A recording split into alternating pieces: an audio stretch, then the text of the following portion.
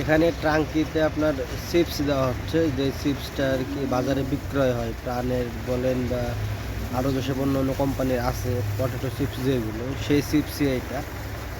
আসসালামু আলাইকুম, কেমন আছেন সবাই? আমি আলহামদুলিল্লাহ ভালো আছি, আপনাদের দোয়া, আশা করি আপনারাও ভালো আছেন। আজকে আলোচনা করব সৌদি আরব গরুর খামারে গরুদেরকে কি ধরনের খাবার দেওয়া হয় সেই বিষয় নিয়ে। তা আমার ইউটিউব চ্যানেলে যদি আপনি নতুন হয়ে থাকেন, চ্যানেলটি সাবস্ক্রাইব করে দিন। আর যারা ফেসবুক পেজ থেকে দেখছেন, পেজটি ফলো করে পাশে থাকেন। ইনশাআল্লাহ চেষ্টা করব সর্বদা সবসময় সৌদি আরবের গরুর খামার ভিত্তিক নিত্য নতুন ভিডিও আপনাদেরকে উপহার দেওয়ার। তো এই যে আপনারা দেখতে পাচ্ছেন, হ্যাঁ, পুরা খামারে যতগুলো আপনার খাবারের টাঙ্কি আছে আর কি, দানাদার খাবার যেগুলোতে দেই আমরা, সবগুলো ভিতরে। এই যে এটা একটা দেখতে পাচ্ছেন ভিতরে, এর আগে একটা দেখলেন সামনে, ওইটাও ভিতরে, এটাও ভিতরে, এখানেও এটাও ভিতরে, যতগুলো টাঙ্কি আছে সবগুলো ভিতরে। আর এই ভিতরে হওয়ার কারণে এখানে কি করা হয় যে, মানে এই যে ট্রাক্টর দেখতে পাচ্ছেন আপনারা, এটাকে এখানে শেউল বলে। তো এগুলোর মাধ্যমে খাবার দেওয়া হয়। প্রত্যেকটা টাঙ্কিতে কিন্তু আপনার চিপস দেওয়া আছে।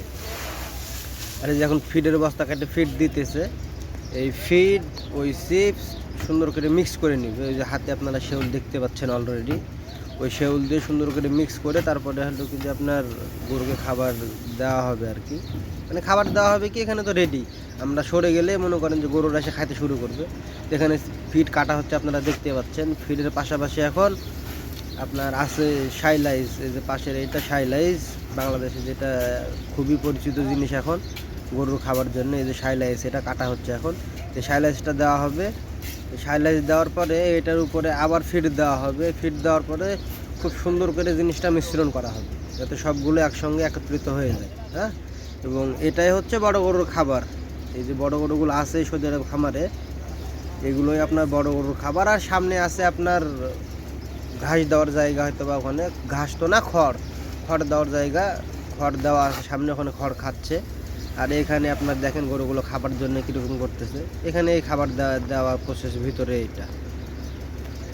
এখন আপনাদেরকে দেখাবো ছোট যে বকনা বাছুরগুলো আছে সেগুলোকে কি খাবার দেওয়া হয়। ধৈর্য ধরে দেখুন ভিডিওটি, তাহলে বুঝতে পারবেন।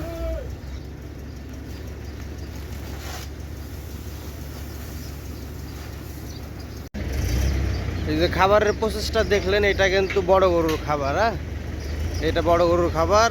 এখানে যে বকনা বাছুরগুলো আছে সেগুলো কিন্তু খাবার সিস্টেম আলাদা। তো সেটাও দেখাবো আমি এখন, ইনশাল্লাহ একটু ধৈর্য ধরেন। যে ওই ছোট বকনা বাছুরগুলো কি খাবার খায় বা কেমন খাবার দেওয়া হয় সৌদি আরবে গরুর খামারে। আর এই যে এটা হচ্ছে ছোট বকনা বাছুরের খাবার। মানে এটার ফিটটা একটু ওইটার চাইতে আলাদা, ওইটা একটু কালচে ধরনের, এটা একটু সাদা টাইপের। হ্যাঁ, আর সঙ্গে দেওয়া আছে আপনার এই যে ভুট্টা ভাঙা, সঙ্গে দেওয়া আছে ভুট্টা ভাঙা। এই দুটাই আর কি এই বকনা বাছুর খাবার। এই দানাদার বলতে ফিড, আর ওর সঙ্গে আপনার ভুট্টা ভাঙা। তো এখন আপাতত ঘরে বকনা বাছুরগুলো নাই, কারণ ওই যে আপনার খারাপ হয়ে গেছে। তো শেওল বলেন বা ট্রাক্টর বলেন, এখন কাজ করবে, এটা মানে ক্লিন করবে আর কি, পরিষ্কার করে আবার নতুন মাটি ঢোকাবে, নতুন বালু মাটি। এর জন্য হয়তো এখন নাই বকনা বাছুরগুলো। ওই পাশটাতে আছে ওগুলো বকনা বাছুর, এখানকারগুলো বাইরে বাইরে করে রাখা আছে। তো ভালো থাকেন, সুস্থ থাকেন, ইনশাল্লাহ দেখা যাবে নতুন আরেকটি কোনো ভিডিওতে, নতুন কোনো বিষয় নিয়ে। আল্লাহ হাফেজ।